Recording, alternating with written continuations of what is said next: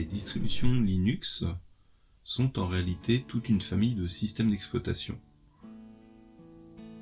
Ici, on peut voir qu'en 1992, on commence à avoir les premières distributions, Slackware, mais également on a Debian qui suit pas très longtemps après, on a également Red Hat, etc. Par famille, on entend que des distributions telles que Ubuntu viennent de Debian. Puis, des distributions comme Xubuntu viennent d'Ubuntu qui viennent elles-mêmes de Debian.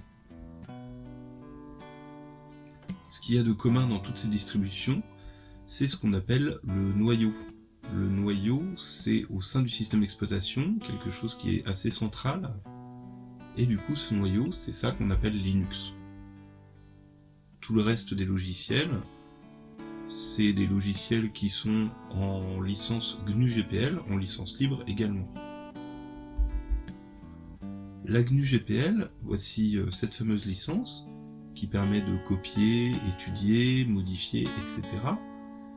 L'intérêt de cette licence, ça a été de créer une licence pour dire que on était sur un principe de copyleft et pas de copyright qui permettait la copie et les modifications, contrairement aux droits propriétaires classiques.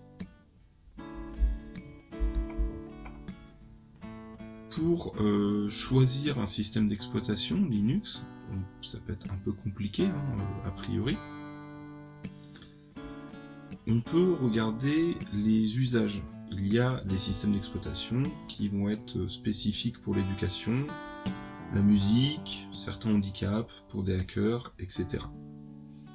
Ou encore pour ressusciter un vieil ordinateur, une distribution très légère.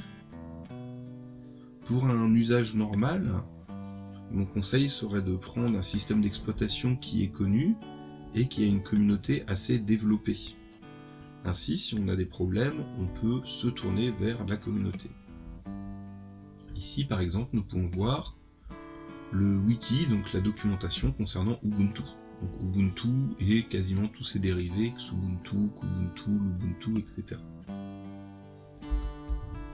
Et on a également un forum dédié à Ubuntu.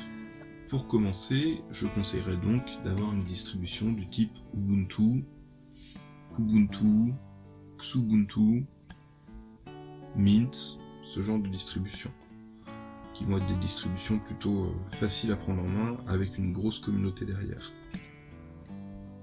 Debian, qui avait plutôt la réputation d'être une distribution orientée vraiment pour les gens qui avaient une bonne maîtrise, et elle aussi de plus en plus accessible.